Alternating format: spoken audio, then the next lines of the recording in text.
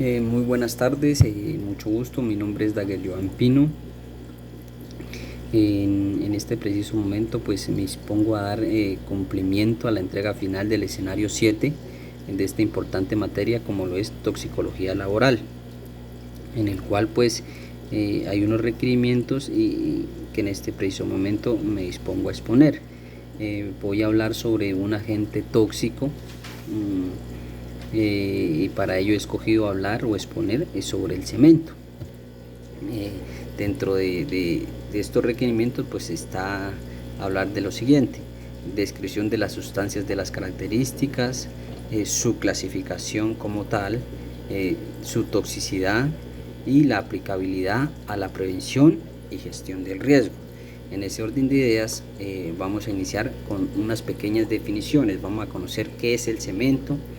Entonces decimos que el cemento es una sustancia de polvo fino hecho de argamasa de yeso, capaz de formar pues una sustancia blanda al mezclarse con el agua y que se endurece espontáneamente al entrar en contacto directo con el aire.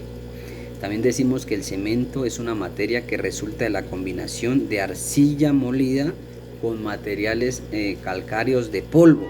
En tanto, una vez que entra en contacto con el agua, se solidifica y se vuelve duro.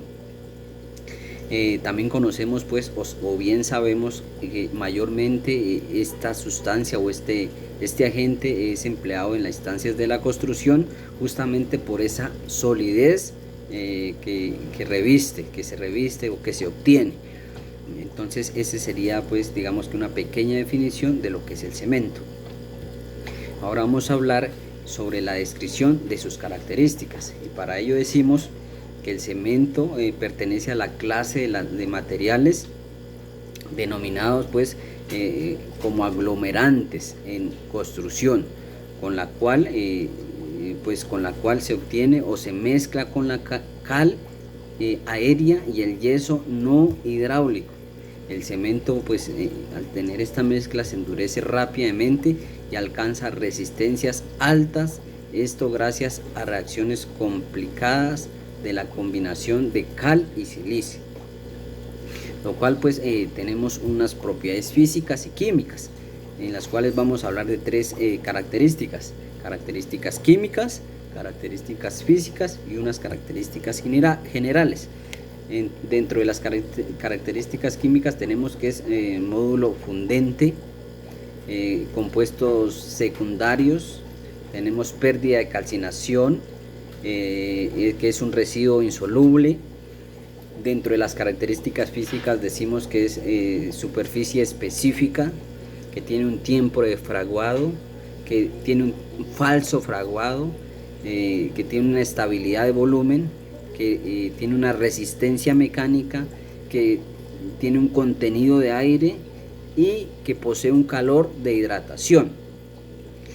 Y dentro de las características generales podemos decir que tiene una buena resistencia al ataque químico, que tiene una resistencia a temperaturas elevadas, que tiene una resistencia inicial muy elevada, que disminuye con el tiempo, al igual que con el tiempo aumenta la porosidad, a lo que se ha visto digamos expuesto, y que es un uso apropiado para bajas temperaturas, que por lo cual por lo que es exodérmico, perdón. También decimos que dentro de su clasificación están las siguientes. Tenemos 5 tipos de clasificación. Vamos a explicar una a una. Entonces, la primera es la tipo 1, o también conocida como normal. ¿Qué nos habla esta clasificación? La primera nos dice que el cemento es conocido como portland, destinado a obras de concreto en general, cuando en las mismas pues no se especifique la utilización de otro tipo.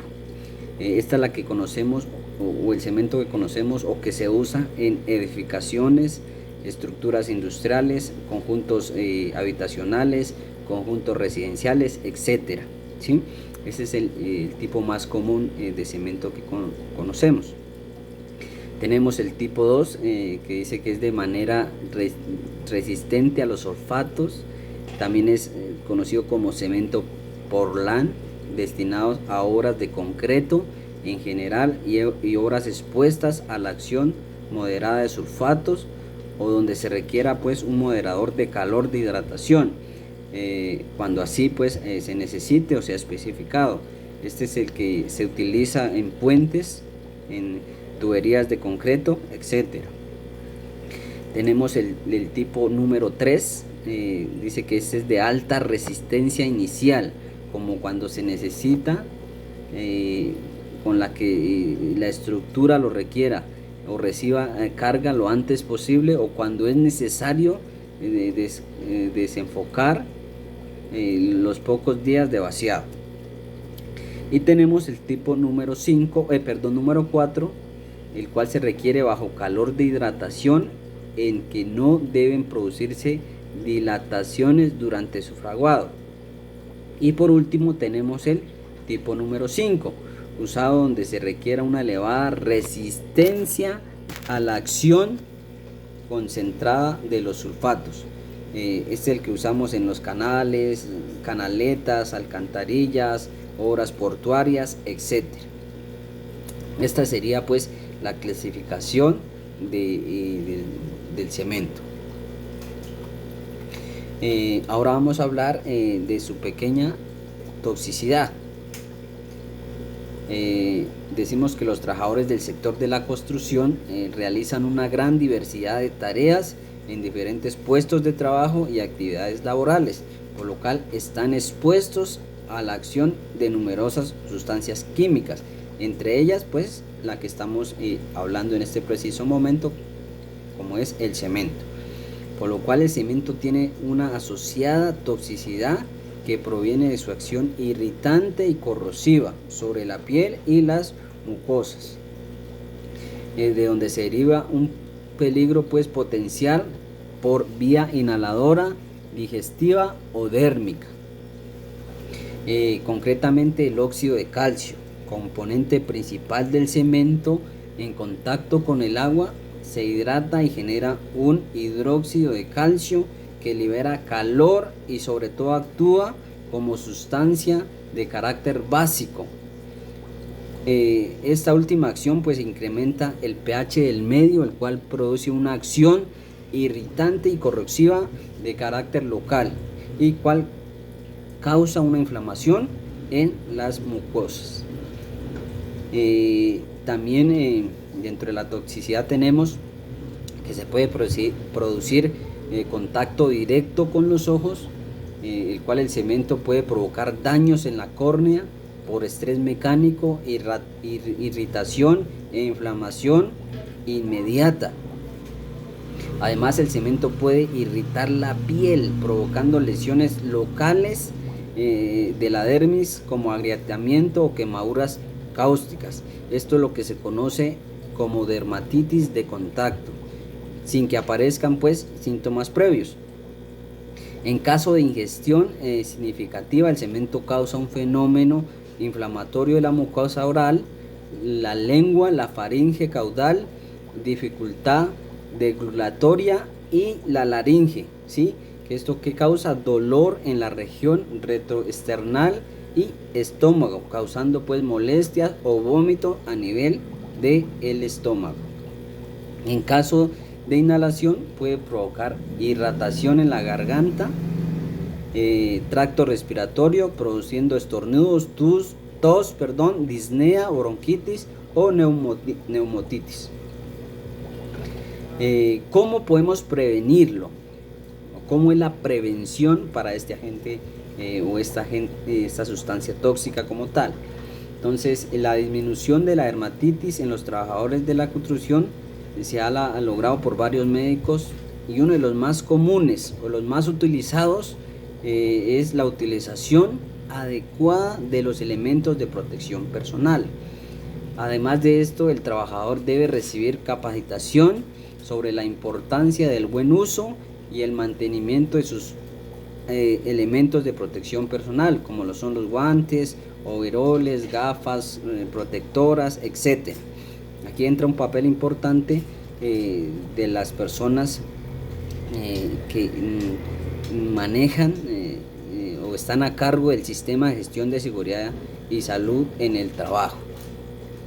Además, algunos estudios refieren la importancia del aseo, de lavarse bien las manos antes y durante las labores, utilizar cremas de barreras antes del trabajo y cremas hidratantes al finalizar la labor. Además, se debe incorporar programas de vigilancia epidemiológica en toda la actividad laboral que se encuentren expuestos al cemento para controlar los parámetros del comportamiento de la dermatitis. Nuevamente entra un papel importante de los inspectores de HCE, los inspectores ISO, etcétera, ¿sí? Con la constante capacitación, con las constantes inspecciones, etcétera.